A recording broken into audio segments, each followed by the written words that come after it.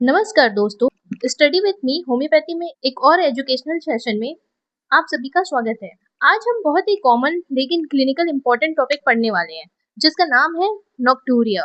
नॉक्टूरिया का मतलब होता है रात में बार बार पेशाब के लिए उठना।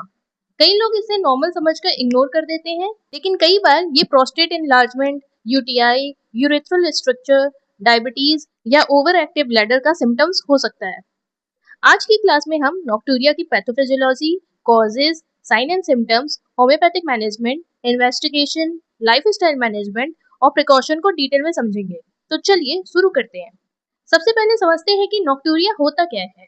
जब किसी व्यक्ति को रात में एक या एक से अधिक बार सिर्फ पेशाब करने के लिए नींद से उठना पड़ता है, तो उसे नॉक्टूरिया कहा जाता है। नॉर्मल कंडीशन में हमारा शरीर रात के समय यूरिन प्रोडक्शन को कम कर देता है और ब्लैडर यूरिन को अधिक समय तक स्टोर कर पाता है।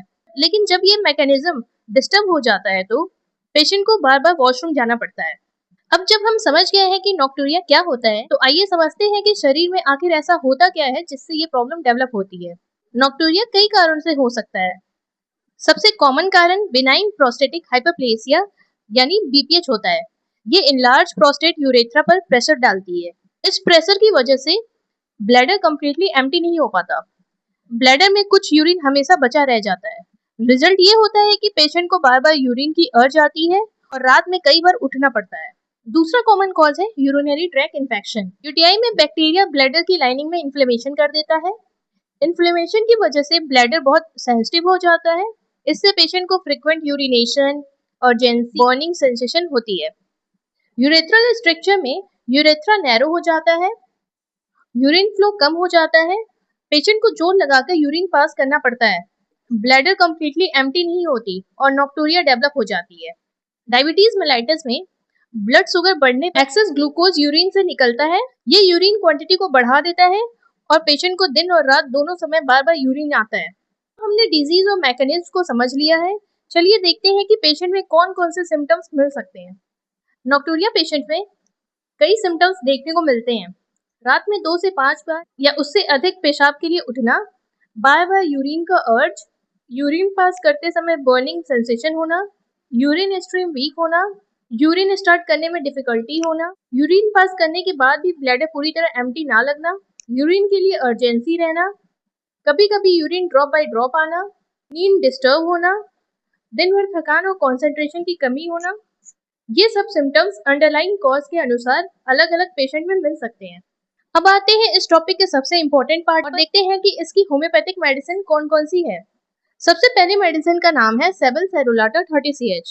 ये प्रोस्टेट एनलार्जमेंट के केस में काफी फेमस रेमेडी मानी जाती है।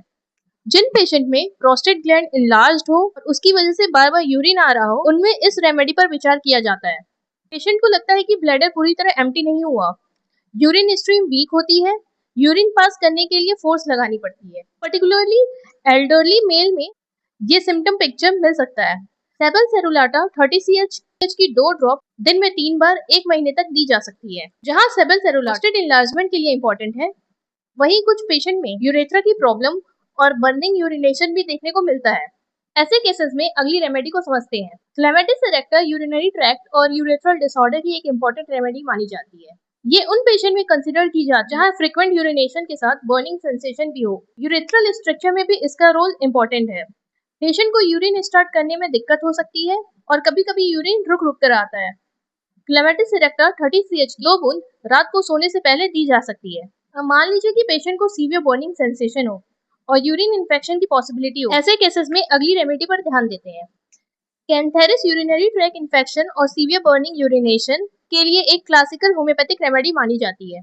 पेशेंट को यूरिन से पहले जलन होती है, यूरिन के दौरान भी जलन होती है, यूरिन के बाद भी जलन बनी रहती है। पेशेंट को बार बार यूरिन की अर्ज आती रहती है, लेकिन यूरिन बहुत कम क्वांटिटी में निकलता है।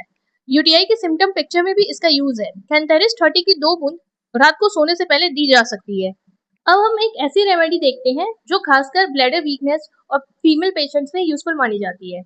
कॉस्टिकम ब्लैडर वीकनेस और फ्रीक्वेंट नाइट यूरिनेशन की रेमेडी मानी जाती है। पर्टिकुलरली फीमेल पेशेंट और एल्डरली इंडिविजुअल में इसका रोल है। पेशेंट को रात में कई बार यूरिन के लिए उठना पड़ता है, ब्लैडर कंट्रोल वीक हो सकता है, कभी कभी यूरिन लीकेज भी देखने को मिलती है। कॉस्टिकम 200 की 2 बूंद रात को सोने से पहले दी जा सकती है। यहाँ याद रखना जरूरी है कि होम्योपैथी में रेमेडी सिलेक्शन इंडिविजुअल सिम्टम्स के आधार पर की जाती है और किसी भी पेशेंट का ट्रीटमेंट उसकी प्रॉपर केस टेकिंग और डायग्नोसिस के बाद ही डिसाइड किया जाना चाहिए।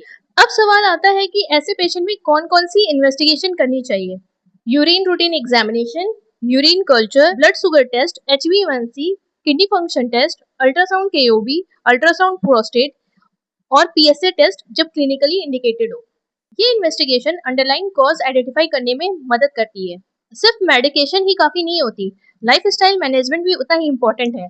सोने से 2 से 3 घंटे पहले एक्सेसिव वाटर इंटेक अवॉइड करें। शाम के बाद टी और कॉफी कम करें। अल्कोहल और सॉफ्ट ड्रिंक अवॉइड करें। वेट को कंट्रोल में रखें। रेगुलर एक्सरसाइज करें।